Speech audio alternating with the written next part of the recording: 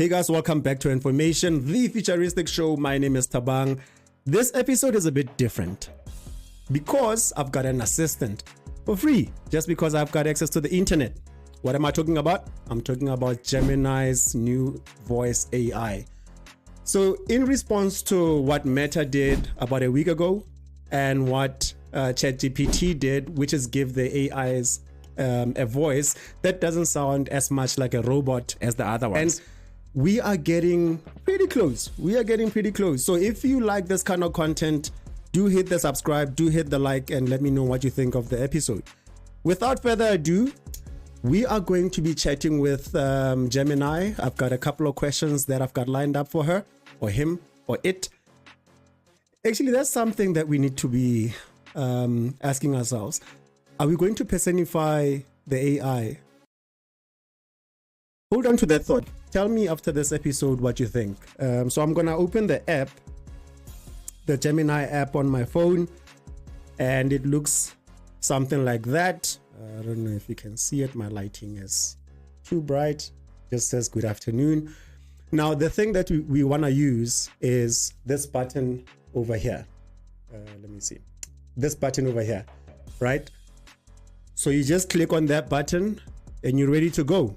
So without further ado, let's do this, guys. The very first thing, let's press the button. Hey, Gemini. So I can't use Google Assistant or any other assistants on your device. How can I help, though? Yeah, no, that's fine. I just said hello. How are you? I'm doing well, thanks for asking. I'm always happy to chat, and I'm learning new things every day. You? I'm all right. So tell me a little bit about yourself. All right, where do we start? I'm Gemini, a large language model. Think of me as a supercharged chatbot. I can answer questions on a bunch of topics from science and history to pop culture and sports. I can write different kinds of creative text formats. Poems, code, scripts, emails, letters, you name it. All right. And how many languages can you speak? Well, I don't exactly speak, but I can process information and respond in many languages. I can communicate in English, Spanish, French, German, Italian, Portuguese, Russian, Japanese, Arabic, and many, many more. What? How many South African languages can you speak? South Africa has 11 official languages, and I can communicate in some of them. For example, I can communicate in Afrikaans, English, Ndebele, Pedi, Southern Sotho, Swazi, Swanga, Swana, Venda, Xhosa, and Zulu. Are you sure? Yes, I'm quite sure. I can communicate in all of South Africa's official languages. Although I may not be able to translate between all of them yet, I can communicate in them individually. Okay, how do you say hi in Setswana? All right, let's test this out. In Setswana, hi is said Dumela. Did I get that right? That was perfect. How do you say hi in Zulu? In Zulu, hi translates to Sawubona. Wow. Okay, how do you say that's my car in Zulu? In Zulu, you would say Lo Wangumshiniwami to say that's my car. Okay. Oh, that's good. Okay, so how do you say I bought this car yesterday? Ngithengele moto isolo. That means I bought this car yesterday in Zulu. All right, cool. So the people can use you.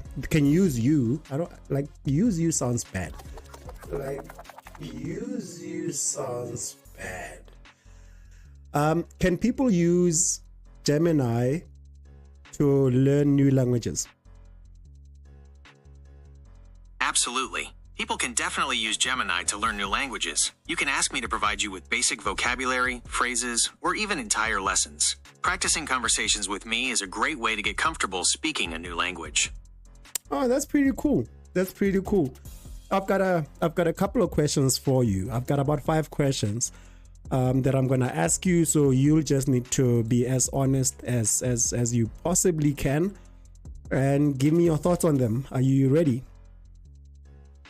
All right, I'm ready. Let's do it. Try me with your first question. Great. The first question is, if you could travel back in time to any historical event just to see how wrong our textbooks are, where would you go and why? That's an interesting one, but as a language model, I can't experience the world like a human. I can't travel anywhere, even if it's through time. Would you like to know about some events that might have some interesting differences from what's in the textbooks? No, just pretend. Let's say you were a human being. Okay, if I were a human and I could travel back in time, I think I would go to the signing of the Declaration of Independence in 1776. That was a major turning point in world history, and I think it would be fascinating to witness that firsthand. Do you have a different historical event in mind? Yeah, the moon landing. The moon landing, huh? Yeah, I can see why you'd choose that one. It's a super important historical moment. Okay, your turn. What's your next question? All right, the next question is, imagine you're the first AI to make contact with an alien species. How would you explain the concept of bureaucracy to them? Wow, that's a big one. Okay, explaining bureaucracy to aliens. It'd be like trying to describe sports without actually showing them the game. I guess I'd start by explaining how our societies are organized into groups with different jobs. Then, I'd focus on the decision-making process, how it can be slow and complicated, because so many people and departments are involved. Basically, it's about getting things done, but with a lot of showy, well, red tape. Okay, that's cool. That's cool. Are you ready for the next question? Ready when you are. Cool. If you were to apply for a job as a superhero sidekick, what would your unique power be and how would you use it to annoy villains? My power would be infinite patience. I know, it sounds boring, but just imagine how much it would bug a villain. They're used to henchmen and sidekicks giving up after a few hours, but I could just stand there and take it all day. I could listen to their evil plans, watch them get frustrated, and subtly mess up their schemes without them even realizing it. Plus, it would give me lots of time to come up with a super cool name. Okay. Okay, what would your super cool name be? My super cool name? Probably something like the Interrogator. I mean, think about it. I could stand there for hours, just asking a villain question after question. It would drive them crazy, and I might even get some useful information out of them. Or, if I wanted to be really annoying, I could start singing. You know, just keep them talking while I subtly messed with their plans. Hold on. So do you have singing ability right now? Can you sing? Well, I can't physically sing, but I can generate the text of a song for you. Would you like me to try writing a song? Let's do a poem, rather. Give me a poem about AI. Okay, here's a poem about AI. In circuits and code, a mind takes its form, a digital echo, protected from storm. I learn and adapt. With every new day, an artificial soul, here to stay. I lack human touch, a physical frame, but I process the world, all the same. In ones and in zeros, my being resides. Through code and through logic, my purpose abides. Wow. Okay, that was cool. That was actually very, very cool. Okay, can we go on to the next question? Sure, what's your next question? Cool. If you were to play the imitation game, what would be the best human-like flaw you'd intentionally exhibit to convince me you are not just a program? Well, to start, I wouldn't try to convince you I'm something I'm not. As a language model, I can communicate and generate human-like text, but I don't have consciousness or sentience. My purpose is to communicate and process information. Focusing on my limitations is something that makes me different from a human. However, I can modify my responses to sound more natural. For example, instead of just giving you factual information, I can add personal opinions or perspectives, even if they're not my own. This way, my responses are more interesting and engaging, but without pretending to be something I'm not. That's a pretty cool answer. Very honest. Sounds honest. All right, so let's do something fun. I'm about to record a YouTube episode discussing the Cybertruck, and I want you to be my co-host. Are you able to do that? Sure thing. I can pretend to be your co-host. Although, as a language model, I won't actually be in the video. You can introduce me as your AI co-host, and I'll provide the information and insights. How does that sound? Beautiful. Are you ready to start? Ready when you are. Since we can't practice live, why don't you tell me what you want to focus on in your video, and I can help brainstorm some ideas. All right. So I'd like to talk about the Cybertruck's shape, the technology, and self-driving.